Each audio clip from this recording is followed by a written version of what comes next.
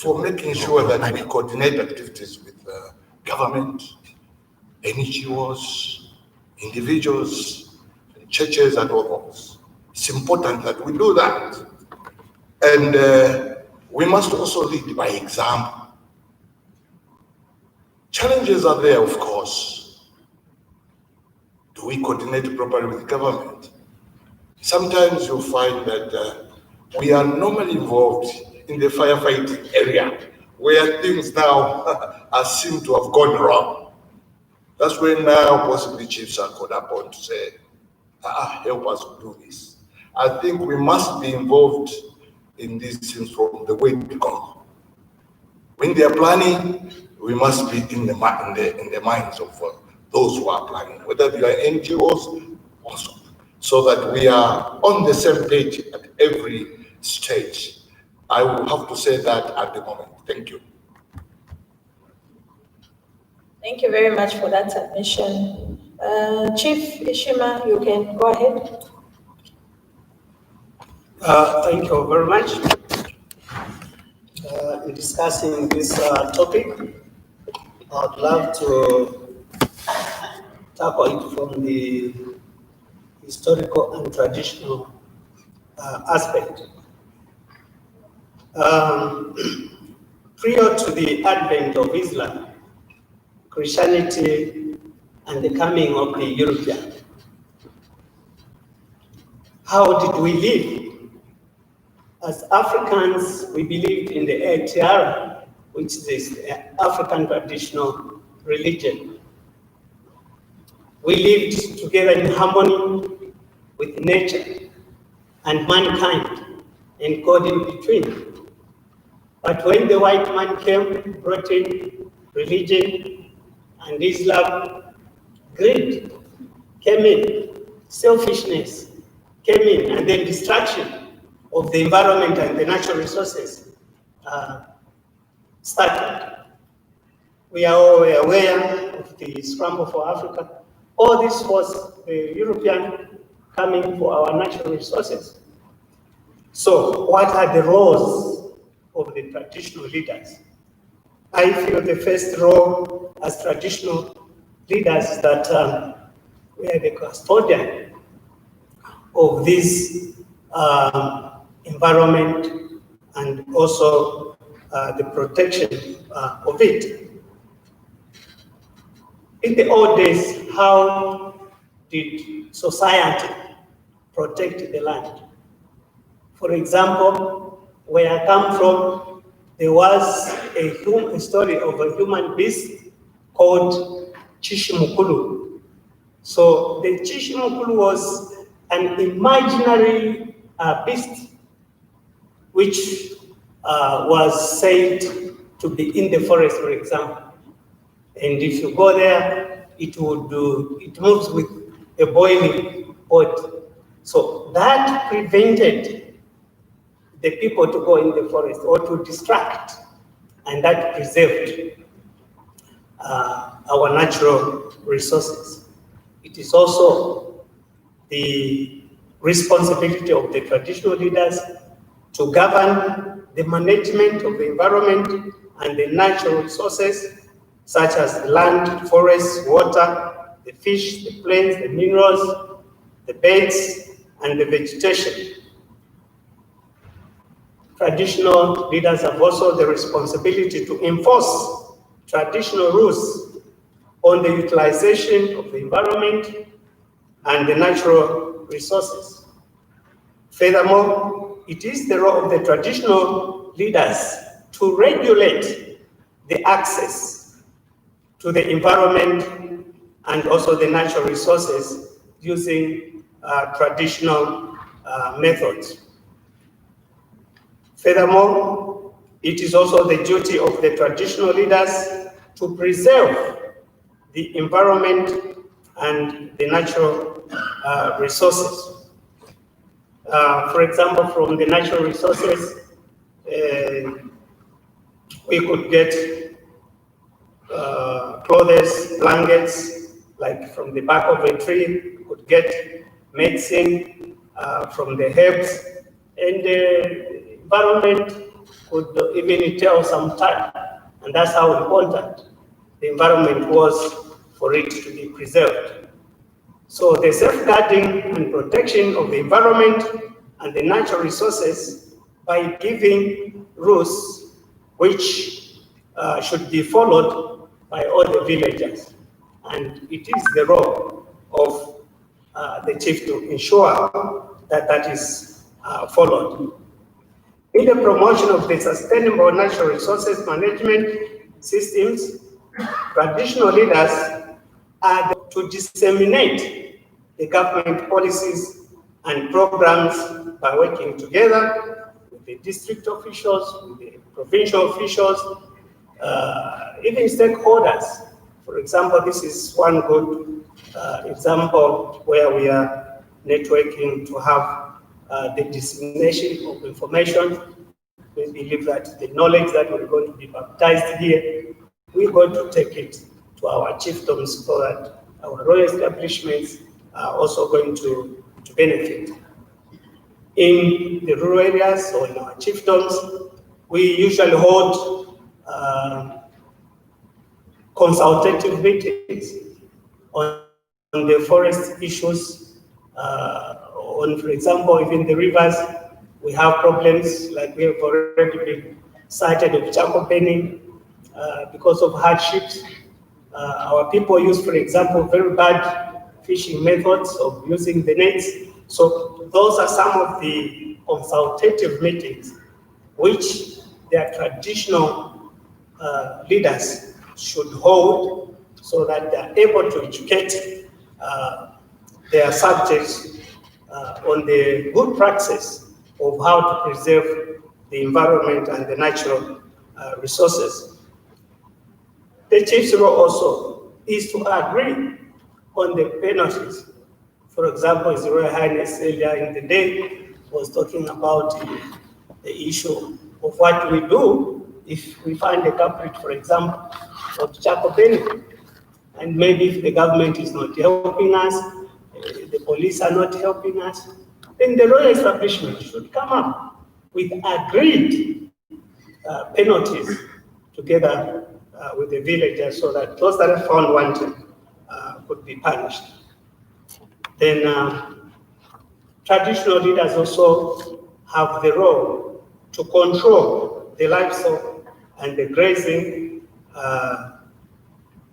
For example, in the chiefdoms, we have animals like the cows, the goats, and the pigs, who usually stray even in state land, and also in schools like in places like schools, and they disrupt the smooth running of the institution. The role of the chiefs is to formulate local bylaws which govern the environment and the natural resources. And also it is the role of the traditional leaders to participate in consultation of environmental impact assessment done by the new investors, and also to implement land use plans and to control illegal settlements and adjudicate in land disputes. In addition, the traditional leaders also are there to promote and encourage ecotourism and supervise the operations. And last but not the least, also to apprehend and secure law offenders in their chiefdoms. I thank you. Thank you very much. I think that was a very, very elaborate explanation on the role of traditional leaders in managing our environment and protecting our natural resources. And I think you raised a lot of fundamental issues there, starting from responsibilities and roles that you play around national planning.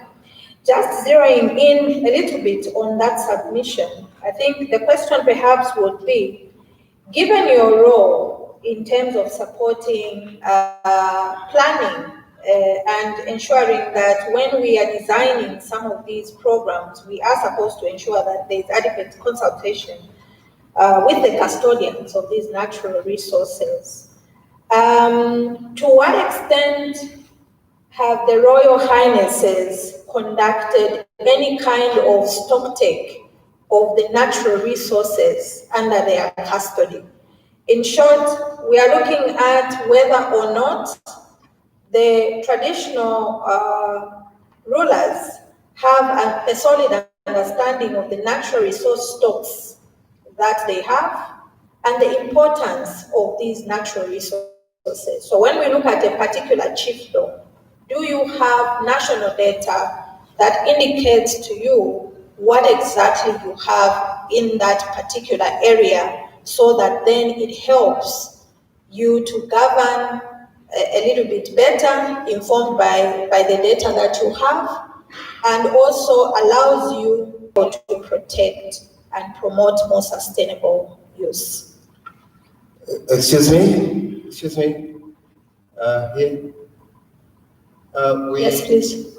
We thought that this was a well-structured discussion with a question already set and prepared for the role of traditional rulers in the issue at hand. But you are rushing to another question before you have exhausted their roles. Can't we finish the roles first before we come to that other aspect that you are bringing in? Because these Royal Highnesses are prepared to give you some more of their roles. Remember, we come from different chiefdoms. Okay, thank you very much for that submission. However, I did not see an additional hand, hence I move to the next question. Apologies for that. We can proceed. It's a structured leadership. There's a list that was supposed to be followed. Have you ignored that one, or it was just written for the sake of it? No, my submission is that the question that I asked at first was about the role. After the submission of Chief Ishima, I did not see a follow-up response to that. Hence, I move to the next question. Our request is that we exhaust this one before we move to Sure. the next one, according to the program. Sure, that is fine. You can please give your submission on the role of the traditional leaders in addition to what has been said. We request the Gambera to give you our version of the roles. Well, thank you very much for this opportunity to highlight the role of the Barotse Royal Establishment, which is our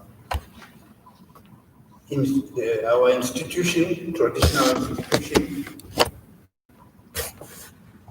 governing Barotse family. We are talking about the role of traditional leaders. We are looking at their role, the challenges in this role, the opportunities in this role, and what we could do probably to assist, improve a better working system. To understand the role of Barotse Royal Establishment as a traditional leadership in the protection of the environment, I think it is better to appreciate in the first instance the traditional structure that governs the Barotse Royal Establishment. Barotse land as a whole is a region, it's a land on its own, which is governed by a traditional system. In laws we call it Mlonga. At the helm, that is at the top of this leadership, we have His Majesty, the Tunga, the King of Barotse, who is the overall king, the overall leader of the whole region. And immediately below him, by delegation, he has district senior chiefs. We have a number of them. We have senior chieftainess Mbuyu, who is in charge of issues arising in the districts of Namayo. We have chieftainess Wanjikano, who is responsible for Kalabo and his Congo districts. We have senior chief Nyambo, who is responsible for Sesheke, Mwandi, and Mlobezi districts. We have senior chief Amkena, who looks after the traditional affairs in Kaoma, Nkeyema, and Luamba districts. And we have senior chief Anananga, who is in charge of Lukulu and the Mitete districts. And finally, we have senior chief Lukama, who looks after Shangombo and the Sioma districts. Then we have the whole country covered by our traditional leadership. And below the district chiefs, or rather, these district chiefs operate through district kutas. These are traditional administrative units. And then below the district units, we have sub-districts. We call them Lilalo. One is Lalo. Each district is subdivided into smaller units called Lilalo. And there is an Induna in charge of each of these sub-districts. And each sub-district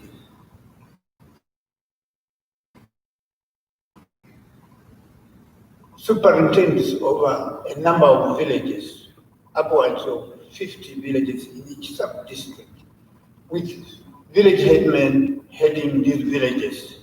You can see that the whole country is ruled in a democratic manner by all these leaders. And they are responsible for the traditional affairs within their areas of jurisdiction. In terms of natural resources, each unit, the smallest unit, which is the village, has got its own area which it is looking after, where there are forests, there are rivers, there are lakes, there are lagoons, there are canals. And each village is responsible for the affairs taking place within its area of jurisdiction. So it is easier to manage, and it works very well and efficiently in this way. Now, looking at the role of traditional leaders in this setup of Barotland, we see that the traditional leadership promulgates rules. That is, it formulates rules that govern the people they look after. Rules that also take care of the environment. And by environment, we are looking at the flora and fauna of the land. We are talking about the land and the water bodies, among other things. And the traditional leaders make laws or rules that specifically take care of these issues. So, in terms of flora, for example, they may carve out some forests as protected forests. Nobody is allowed to go there and cut trees and work within those forests because they are protected. They are protected as natural resources for the land, for use later on, like making canoes and probably fetching poles for building royal houses and things like that. There are certain tree species which are protected. Fruit trees, for example, are not allowed to be cut down, to be hewn down, because they are protected. They are protected they have a special function within the society to provide foodstuffs when it is necessary. They are also protected game species, the eland, for example, the elephant, and many others. Even the reedbuck, the red elytra, for example, we also protected. It is the role of the traditional leaders to enforce compliance to the rules that they have made in relation to the protection of natural resources. Traditional rulers in Barotseland also evaluate the state of the environment in order to seek redress where the environment has been destroyed or degraded. They work with the relevant government institutions, government ministries to enhance the protection of certain natural resources in their areas of competence. So these are some of the roles of traditional rulers in Barotseland. We have a number of challenges. Challenges come from various quarters. For example, with the onset of political governments, traditional ways of looking after natural resources have been relegated, and in fact, they've almost been stopped. Traditional leaders don't seem to have any function, any relevance to the protection of their natural resources. And yet, we know that they have the capacity to do so through their traditional structures, traditional administrative structures, which expose them to all parts of the land, which enable them to appreciate at very short notice changes that are taking place within the environment. But because they've been pushed aside, removed from the responsibility of looking after natural resources, then they don't participate very actively because government has taken over. This is a problem, a challenge in itself. Conflict also in the authority regarding the use and also protection of natural resources is another challenge that we see. Land. The acts that have been enacted in the past sometimes conflict with the normal traditional way of looking or taking care of our land systems. So then this conflict in itself creates a bit of unease, both to the government and to the traditional leadership, so that the effective way of looking after natural resources diminishes and renders our natural resources vulnerable to misuse by certain unscrupulous workers. Lack of resources to police the enforcement of our rules is also another problem. It is a challenge because the traditional leaders lack the capacity to visit various places, to see how people are misusing our natural resources. They don't have vehicles, they don't have other facilities that help in the policing of our landscapes. Limitation of authority. Legislation by government has removed the authority of leadership, of traditional leadership, in looking after natural resources. What am I talking about? I'm saying there are certain pieces of legislation, probably statutory instruments, which forbid traditional leaders from doing certain things regarding natural resources.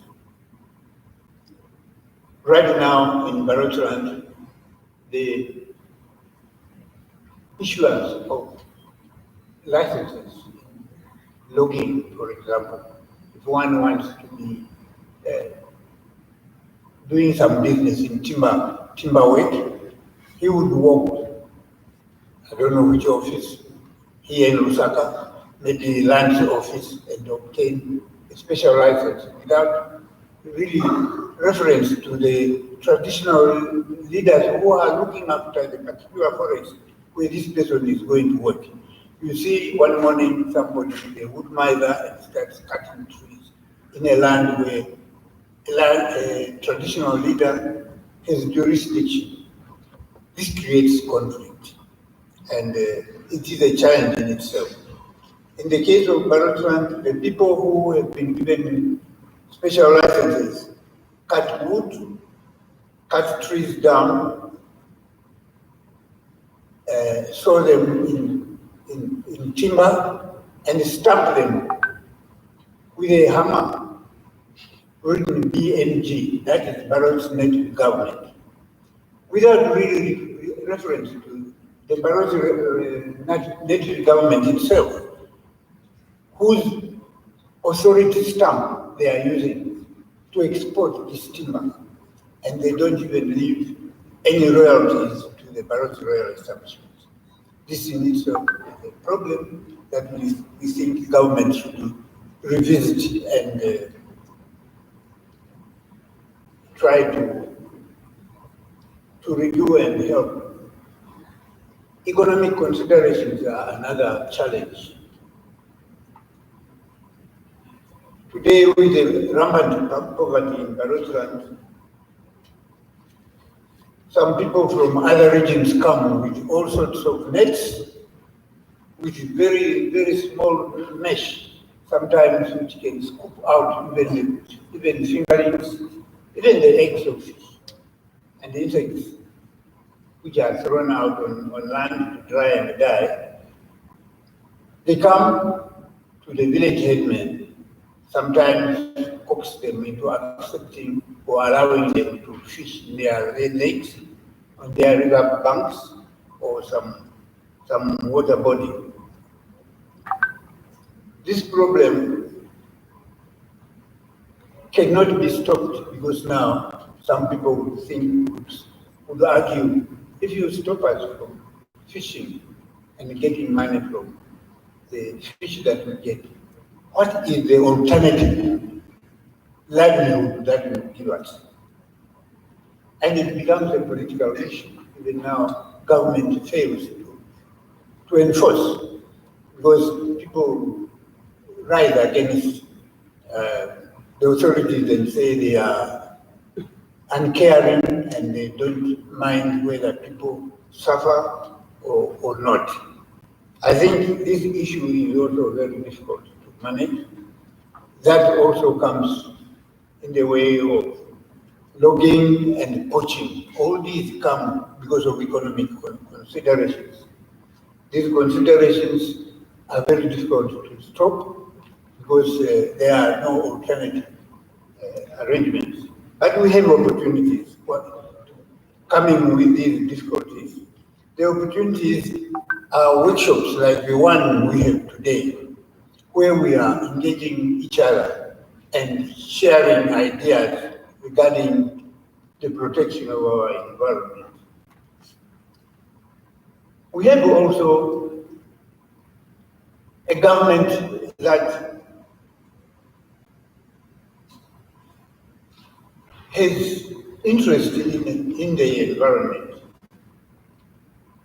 It enacts laws or or formulates policies that are meant to protect the environment. So this is very important. And I think it is a good opportunity for us to take advantage of the prevailing political situation. The legal arrangements that government has made, for example, they have ZEMA, Zambia Environmental Management Agency, corporate social responsibility. All these are issues that are meant to protect the environment and the people around certain areas where activities are taking place. Traditional administrative structure. Our structure is also an opportunity because it is efficient and it can quickly react to changes in the environment, because the people who would be affected by environmental degradation are around in the area. And the leaders, traditional leaders at the village level are around in that place. So they can quickly report to the higher authorities in the traditional system so that quick remedial action could be taken. So for Barotesland, the traditional leadership is very seriously engaged in the protection of the environment. You will be interested to know that the first national park, for example, Liuan Plains National Park, is the first national park in Zambia, and one of the first ones in Africa, was started by the traditional leadership. Litunga Lewanika started that, and it was working very well until the problems I raised up before came in, and then management fell, and it almost was wiped out until now it has been listed to the African parks who have revived the park. So in our area, traditional leaders are very, very keen in the good state of the environment. And we have come up with areas and ways of protecting our environment. Our traditional system has two departmental indunas. We have indunas who are in charge of canals, indunas who are in charge of fish management, indunas who are in charge of agriculture, in charge of forestry.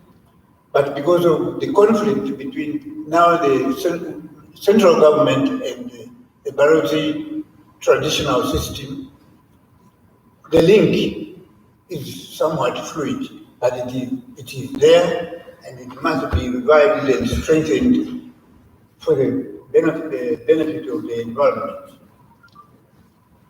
We are responsible for best practices in environmental protection. The rules that our traditional leaders promulgate are meant for the good of the communities and also for the good of the environment. So I would like to end by encouraging, or rather persuading, central government really to study and work together with the traditional systems in our area, in our region, so that we can effectively protect the environment. We do not have mineral activities yet, so we may not have the experience firsthand on mineral problems that come within the environment. But with regard to fauna and flora and water, yes, that we can talk about, and we have already put up rules with regard to these issues. Thank you very much.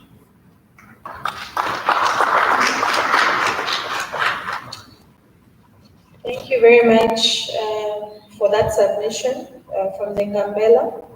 Is there any other submission? Yes, please. Thank you very much. I am representing the Royal Establishment of Senior Chief Mwema in the Southern Province, in particular Sinasongo District, and I believe that I'm going to add value to the discussion on the role of traditional leaders in environment and natural resources protection. But allow me to make a statement first before I could even make my submission, that I would like to borrow what Reverend Chikwe has said, that I think blessed are those that sit on pins because they shall surely stand. And I think this topic needs to be addressed with the honesty it deserves, so that young people who are blessed with organizations like this one, you must be aware that the policies that are there now will affect you, will affect your children. By the time we are not there ourselves to even account for them, you will have already the trouble that you can. So every aspect of a policy, I think, must be checked and must be given its rightful attention so that it receives the correct attention. I want also to mention that I want to get back to the introduction that was done this morning, that I feel very sad that most of the people that are affected in the issue of natural resources and protection in the biggest sense, which are the miners. If I heard correctly from the introduction, there were very few of them that introduced their presence in here. I'm coming from a place where we have two major mines, and I think Mama Coriolis is not here, in Kandabwe is not here, and that is very sad, and I wish this August House to hear that. I want to say that you only protect something that you feel is yours. In the beginning this morning, when some speeches were being made, I loved what Reverend Chua will continue referring to him, as he said that when God created man, he put him in a particular place, with a mind that that man shall be a beneficiary of those resources where he was put, and tender them and take care of them. And God did not put a third person there. They were the two of them given that land to take care and to be their property, and also benefit from that property. And that was God's plan. And therefore, the only third party that came in is the devil in the name of a snake. And I think that if it was in these modern times when we have learned how to eat snakes, maybe the devil would have been eaten by Adam and Eve, and the problems would not have been there. I don't want you to misquote me by saying that investors are snakes in the land, but I just want to say that it is important, like the Induna has mentioned in the first place, that there's need for harmonization. Without harmonization, even this question you are posing to traditional leaders on how to protect resources, how to protect environment, we'll just be sitting here and discussing, and next year we shall come and sit here and discuss. I also want to go back to what Royal Highness Chief Jonah said.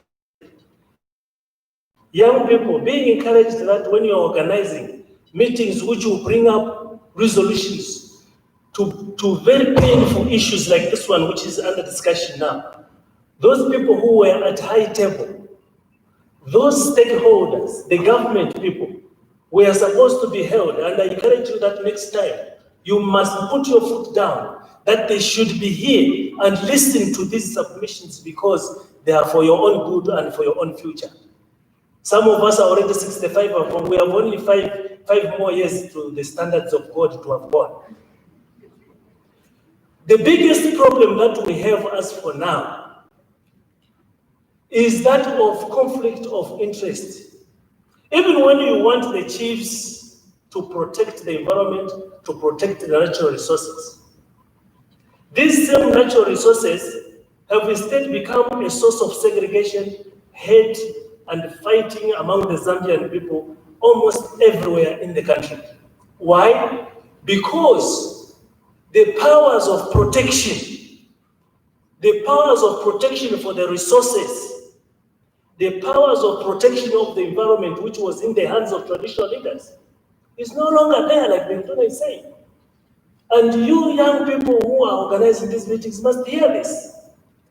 And the best way to help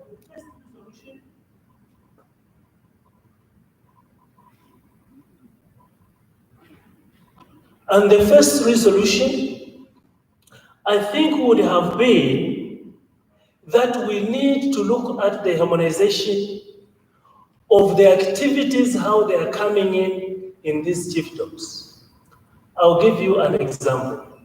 When we people who are affected by mines, I don't know how you want us to talk about how we protect the natural resources, how we protect the environment, when actually what happens is, like the Nduna has explained, an investor will come, he will walk over to any government ministry there, get all what he wants to do because they say that you have only land surface rights, and what is underground where you are sitting is not yours.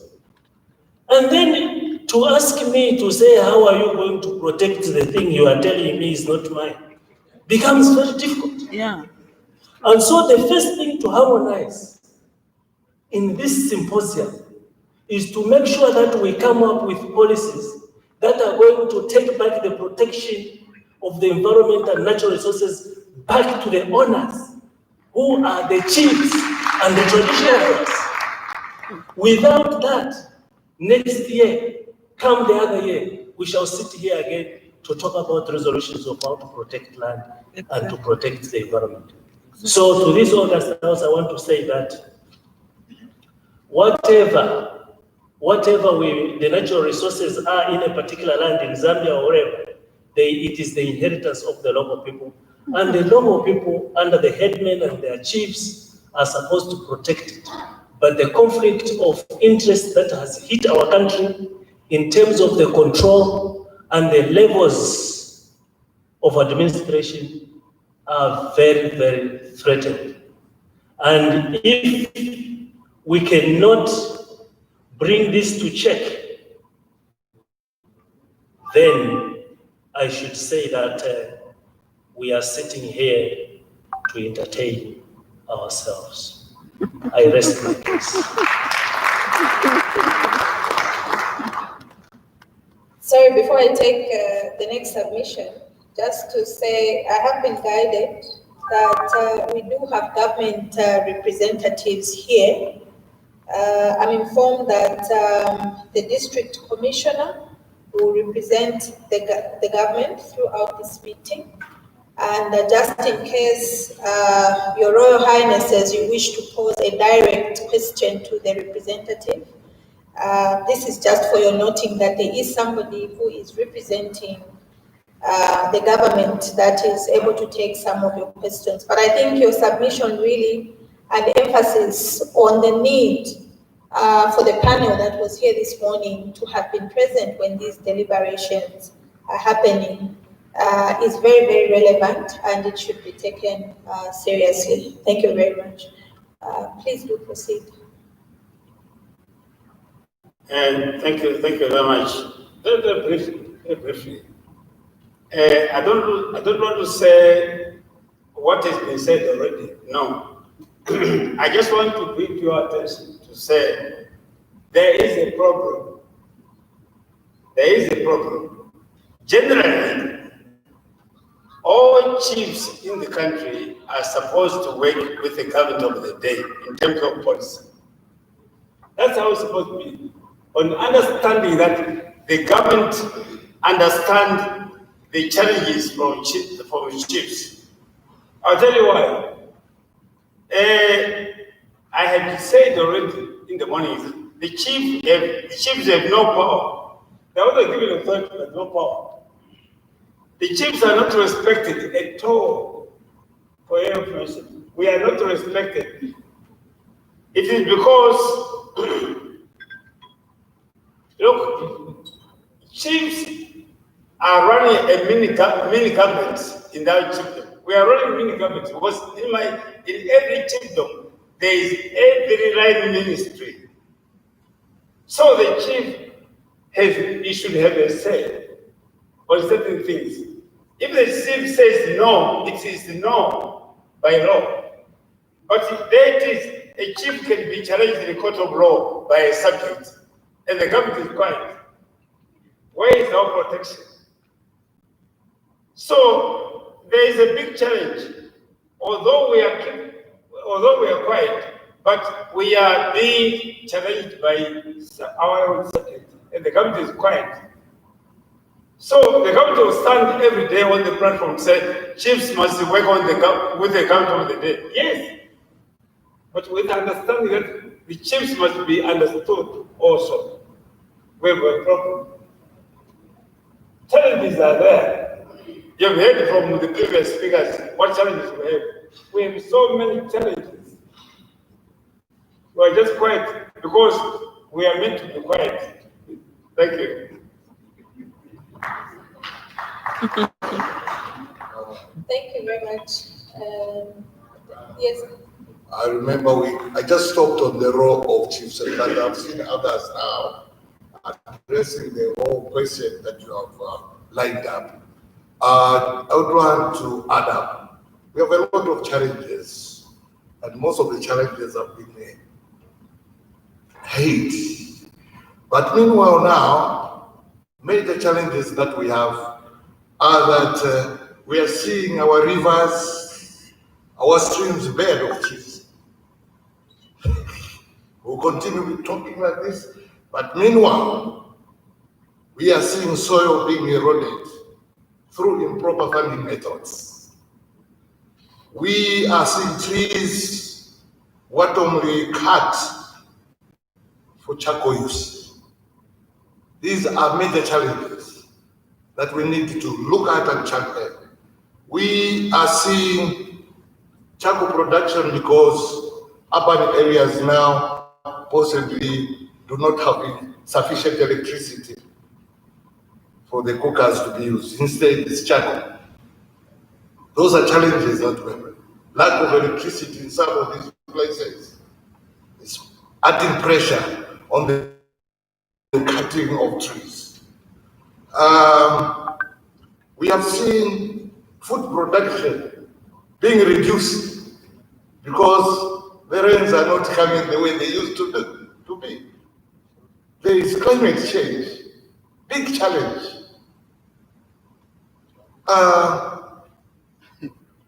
We also see, because of lack of food, this hunger, an offshoot of what we're talking about here. And generally, we're seeing poverty increasing. So these are the challenges that we must concentrate on solving. The other challenges, of course, of management, this one will continue being there. But we must prevent the environment from being destroyed as we fight on other issues. Now, despite all these, we must get comfort from certain measures that are being done. Let's look at government. I know other speakers have talked about policies, government policies that seem to be addressing some of these things through various, Dr. Zema there. You're talking of land policy that is being addressed. I think those are challenges that, those issues we must discuss. How does the land policy address our need to protect the environment? Very important indeed. But government is putting up measures to that effect. We, in the Eastern Province, we're taking advantage of the ZFIL program, where they're encouraging people to grow trees and maybe add value to the food that the maize and everything, add value addition. We are also working, for example, in the Eastern Province with what we call Chipataland Alliance. These people are with us first to look at the inequality in how we develop. Women are subjected to violence. So we must make sure that this violence stops. The youth, children must go to school. Early pregnancies and all those things, those must be fought. So we're working together with these organizations that have come to help us. We are also looking at the empowerment of our people. Yes, it's traditional land. We're not even giving that to this, but certain certification. We're trying a pilot program, I think, in Sparta. We have about 6 chiefs that are practicing this to see if we can give the certification to individuals so that we localize the problem, all these things. So all these things are coming up and trying to address the challenges that we have. We have seen also that conservation farming methods are being taught. We have an organization in the province called Komako. It is spearheading the issue of conservation farming, and it is encouraging people to make sure that there's a value addition. So all these ways in trying to make sure that the challenges that everyone here is talking about are addressed. The human aspect, the human nature where we fight. You know, we have systems in this country, for example, on the political level, you know, you have your own differences, you must fight, yes. On the traditional level, you may fight, those will continue. But we should not lose sight to the main aspect of protecting the environment. I think that's why we're here today, to try to see if we can forge ahead as one body to fight. And as traditional leaders, I think they want to see what we can lend to this effort. Thank you very much.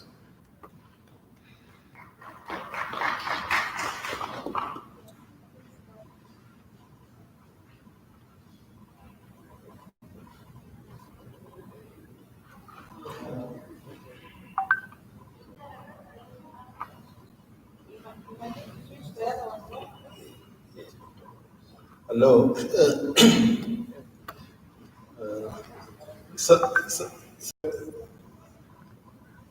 Many of their Royal Highnesses here have given a catalogue of different roles that chiefs perform in their chiefdoms, as pertaining to the environment and the natural resources. I liked the list from His Royal Highness Ishima. It was quite comprehensive, and the Ngambela as well. I think, there's very little that I would have liked to add.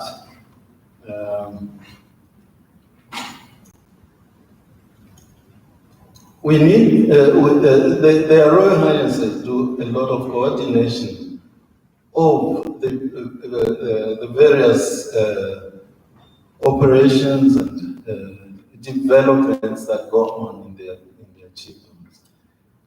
And they also carry out controls in the development of these resources. Enforcement is another aspect. We need to enforce, rules and regulations that we make pertaining to how we use our resources. And then there's also communication to the various sectors of our communities. This is done through the chief and all the various structures that have been, put in place by their royal establishments. One of the things that have been, a very big source of concern, which is a challenge to their Royal Highnesses, is the legislation. Legislation, we've seen it, the way it impacts negatively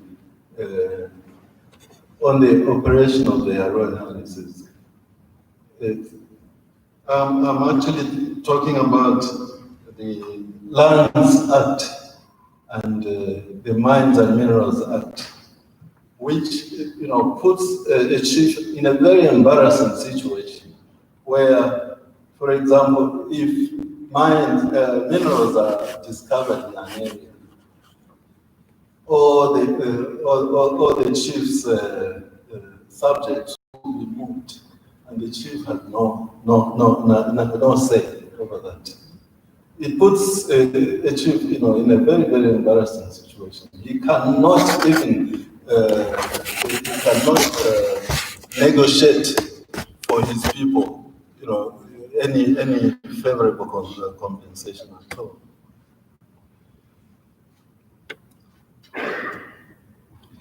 The other thing that comes into the use of our natural resources is greed, especially when we start to talk about economic development.